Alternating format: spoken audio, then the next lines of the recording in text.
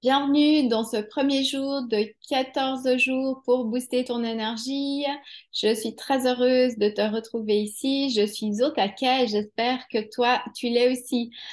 Donc aujourd'hui, on va aborder une thématique importante à mes yeux qui est le burn-out. Et donc, c'est comment se prémunir d'un burn-out parce que j'en ai traversé un.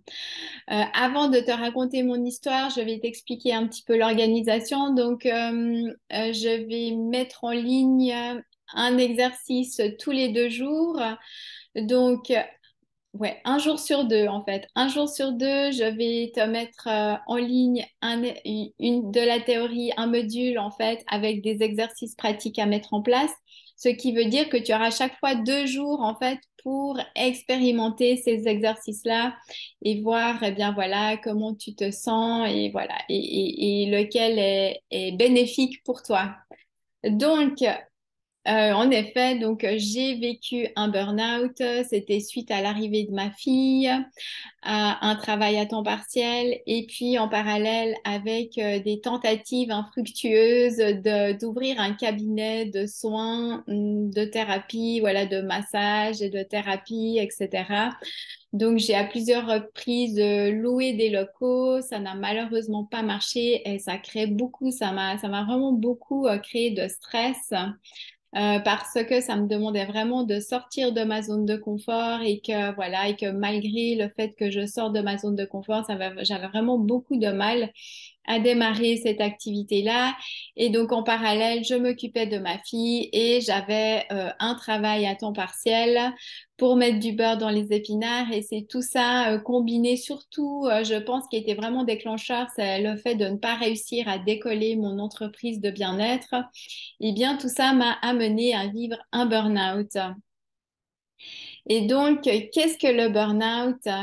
Eh bien, c'est le terme burn-out est dérivé de l'anglais to burn out, qui signifie se consumer. Donc, quand on fait un burn-out, c'est comme si on se consumait de l'intérieur. C'est comme si on tirait tellement à la corde que finalement, la corde, elle ne casse pas, mais elle est vraiment comme tendue au maximum et comme sur le point de se rompre. Donc, le burn-out, c'est un état d'épuisement émotionnel, mental et physique. Les personnes qui vivent ça ne peuvent plus faire face aux exigences de la vie ou vraiment ont du mal à faire face aux exigences de la vie professionnelle et quotidienne avec leurs propres ressources et sont épuisées en permanence. Mais il ne s'agit pas que du stress de la vie professionnelle quotidienne. La vie privée est souvent aussi également touchée. Cela montre une fois de plus que le burn-out est non pas un diagnostic clair, mais un phénomène complexe qui se manifeste différemment selon les individus. Donc, pour ma part, je me suis soignée. J'aime pas trop les médecins et la médecine allopathique, donc je me suis soignée de manière naturelle. Il m'a fallu du temps pour me sortir de ce burn-out. Il m'a fallu entre 6 mois et une année, je dirais, pour retrouver ma pleine énergie. Et je dirais aussi que je reste sensible. Je reste sensible aux fluctuations d'énergie. Je dois vraiment faire attention.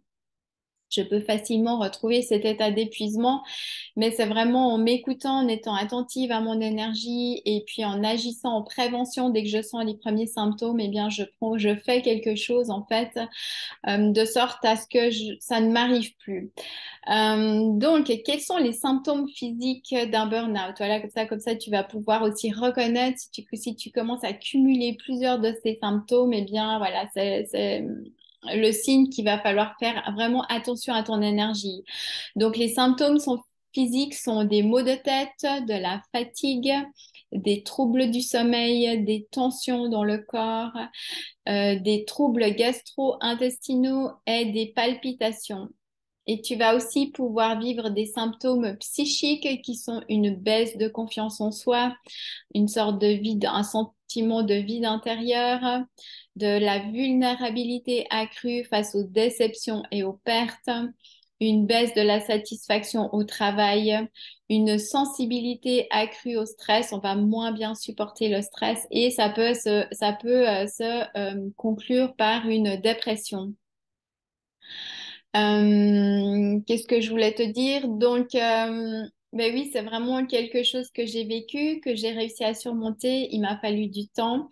Mais mon but dans cette vidéo, c'est vraiment faire de la prévention hein, pour que tu puisses reconnaître ces symptômes-là et aussi de te dire que si tu vis un burn-out, eh bien, je te conseille fortement d'aller consulter un médecin ou un naturopathe, voilà, pour te permettre déjà de faire un diagnostic et pour te permettre bien de t'outiller en fait pour te permettre de surmonter ça parce que souvent quand on est accompagné, on va quand même surmonter plus rapidement un burn-out.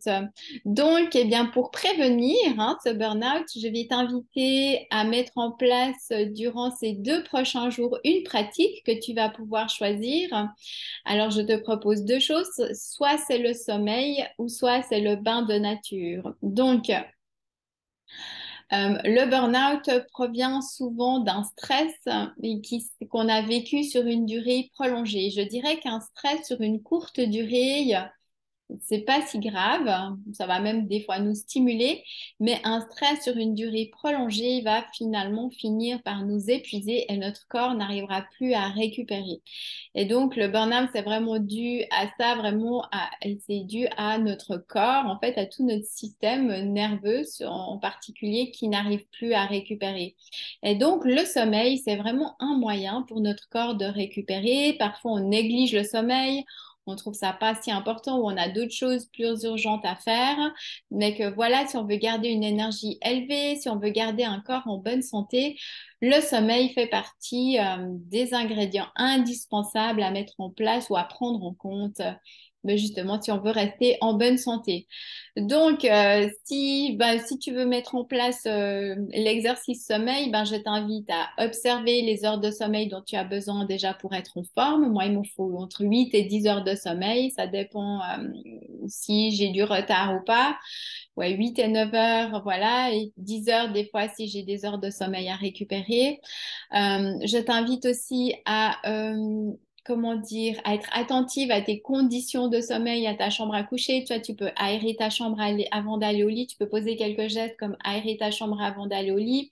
Éteindre ton téléphone portable durant la nuit, de ne pas avoir d'appareil électronique dans ta chambre à coucher. Tu peux, par exemple, couper la télé ou l'ordinateur ou les infos une bonne demi-heure avant d'aller au lit. Tu peux boire une tisane au lieu de boire un café, par exemple, avant de te coucher pour te permettre de dormir mieux etc. Tu vois, vraiment, de faire de ces 2 jours qui suivent le sommeil, ça va comme être ta priorité. Et voilà, si tu n'arrives pas à récupérer pendant la nuit, bah, te t'octroyer, si c'est possible pour toi, une sieste durant la journée. Et si tu choisis l'option nature, eh bien, c'est vraiment de t'inviter à prendre un bain de nature durant ces 2 prochains jours, ouais. D'aller 30 minutes et 1 heure dans la nature, d'aller faire une marche, etc. Tu verras que la nature en elle-même aura comme effet de calmer ton système nerveux. Ça va vraiment te permettre de retrouver une certaine paix intérieure, un calme intérieur, une sensation de te régénérer. Et voilà, je sais qu'en hiver, c'est peut-être un peu plus compliqué, mais je t'invite vraiment à aller faire une marche en début ou en fin de journée ou dans l'après-midi si tu as le temps, aller faire une marche en nature de 30 minutes à 1 heure pour te reconnecter avec la nature, faire le plein de calme, de sérénité et pour te permettre de te régénérer pleinement.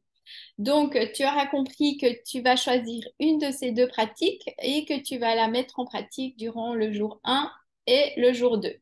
Et le jour 3, tu auras une nouvelle thématique que l'on va aborder ensemble avec de nouveaux exercices à mettre en pratique. Eh bien, j'espère que je serai claire dans mes explications.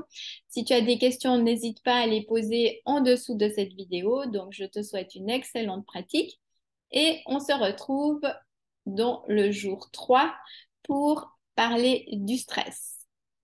Bye bye!